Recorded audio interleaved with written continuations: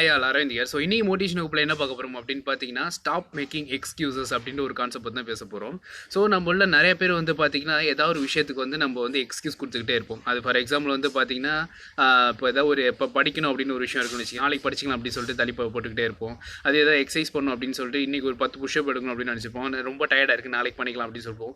ஒவ்வொரு விஷயத்துக்கும் வந்து பார்த்தீங்கன்னா நம்ம ஏதாவது ஒரு எக்ஸ்கியூஸ் கொடுத்துக்கிட்டே இருப்போம் இல்லையா? நிறைய பேர் சொல்லக்கூடிய விஷயங்கள் என்ன அப்படின்னு பார்த்தீங்கன்னா, ரொம்ப டயர்டாக இருக்குது அப்படின்னா, டயர்ட் ஆகுது அப்படின்னா என்ன, சீக்கிரமாக நேரத்தோட தூங்கினா நம்ம வந்து அந்த டயர்ட்னஸ் போய்டும் அப்படின்றது உங்களுக்கும் தெரியும், எனக்கு தெரியும்.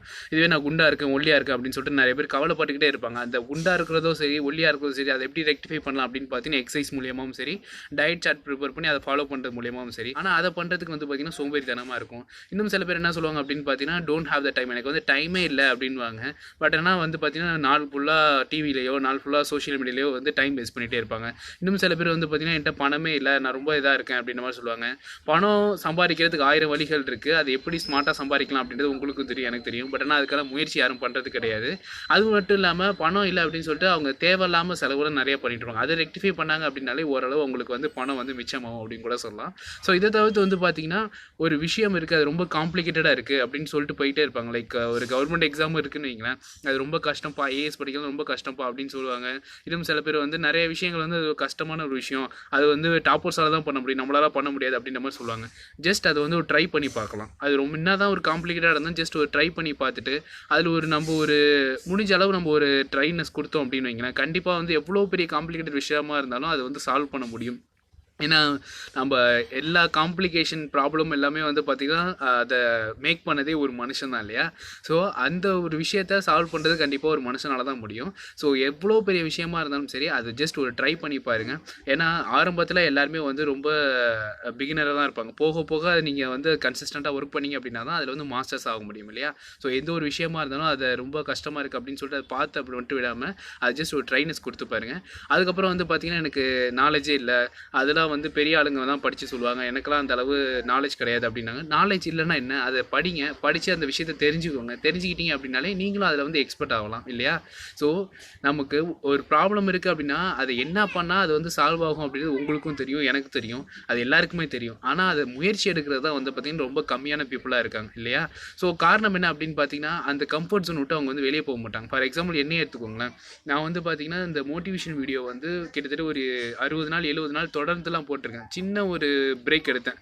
அந்த பிரேக் எடுத்து மறுபடியும் அதை வந்து நான் கண்டினியூ பண்ணுறது வந்து பார்த்திங்கன்னா ரொம்ப கஷ்டமாக இருக்குது. காரணம் என்ன அப்படின்னு பார்த்தீங்கன்னா, எக்ஸ்கியூசஸ் கொடுத்துட்ருக்கு. சரி நாளைக்கு பண்ணலாம் அப்படின்னு சொல்லிட்டு ஒவ்வொரு நாளும் தள்ளி போட்டுகிட்டே இருக்கிறதா வந்து பார்த்திங்கன்னா இப்போயும் டெய்லிக்கும் ரெகுலராக வந்து வீடியோ வந்து போஸ்ட் பண்ண முடியாத ஒரு காரணம் இல்லையா? ஸோ எக்ஸ்கியூசஸ் கொடுக்காதீங்க. மேக்ஸிமம் பீப்புள் எக்ஸ்கியூஸ் 99% பீப்புள் வந்து எக்ஸ்கியூஸ் கொடுத்துக்கிட்டு தான் இருக்காங்க. காரணம் என்ன அப்படின்னு பார்த்தீங்கன்னா, அந்த கம்ஃபர்ட் ஜோன் விட்டு அவங்க வந்து வெளியே வர மாட்டாங்க. ஸோ அந்த கம்ஃபர்ட் ஜோன் விட்டு வெளியே வந்துட்டு அதை வந்து அவ்வளோ சிரமப்பட்டு பண்ணணுமா அப்படின்றத யோசிச்சு ஈஸியாக வந்து என்ன சொல்கிறாங்க, நாளைக்கு பண்ணிடலாம் அப்படின்னு சொல்லிட்டு எக்ஸ்கியூஸ் பண்ணிகிட்டே இருக்காங்க. ஸோ யார் ஒருத்தன் வந்து எக்ஸ்கியூசஸ் கொடுக்காம கன்சிஸ்டண்ட்டாக ஒர்க் பண்ணுறானோ, அது எந்த விஷயமா இருக்கிறதும் சரி, கன்சிஸ்டண்ட்டாக ஒர்க் பண்ணுறானோ அவனுக்கு வந்து பார்த்தீங்கன்னா கண்டிப்பாக சக்ஸஸ் காத்துக்கிட்டு இருக்கு. ஸோ இந்த இன்ஃபர்மேஷன் ஷேர் பண்ண சொல்கிறேன். Don't make excuses at any point of your life, at any point of your situation. Rest எடுத்துக்கோங்க, பட் குவிட் பண்ணிடாதீங்க, சரிங்களா? ஸோ போன வீடியோவில் வந்து ஒரு கொஸ்டின் கேட்டது என்னன்னா, ரீசெண்டாக இஸ்ரோ லான்ச் பண்ண ராக்கெட்டோட நேம் என்ன அப்படின்ற மாதிரி. அது ராக்கெட் நேம் என்ன அப்படின்னு பார்த்தீங்கன்னா GSAT-30.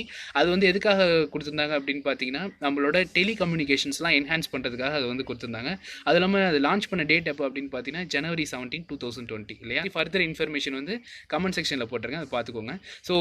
ஸோ இந்த வீடியோக்கான கேள்வி என்ன அப்படின்னு பார்த்தீங்கன்னா, இந்தியாவில் வந்து பார்த்தீங்கன்னா பிரைம் மினிஸ்டரும் சரி சீஃப் மினிஸ்டரும் சரி ஒரு ஏஜ் பார் இருக்கும் இல்லையா?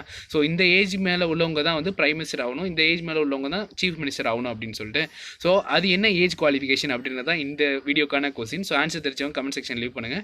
ஸோ இது மாதிரி வேறு ஏதாவது மோட்டிவேஷன் டாபிக் பேசணும், இல்லை சோஷியல் டாபிக் பேசணும் அப்படின்னா கமெண்ட் செக்ஷன் லீவ் பண்ணுங்கள். ஃபர்தர் என்ன ஏதாவது சோஷியல் மீடியா ஃபாலோ பண்ணணும் அப்படின்னா அரவி மெக்கானிக்ஸை டைப் பண்ணி ஃபாலோ பண்ணிக்கோங்க, இல்லை கீழே டிஸ்கிரிப்ஷன் லிங்க் கொடுத்தா கிளிக் பண்ணி ஃபாலோ பண்ணிக்கோங்க. ஸோ நாளைக்கு வேறு ஒரு டாப்பிக்கோட பார்க்குறோம். பாய், அரவிந்தன்.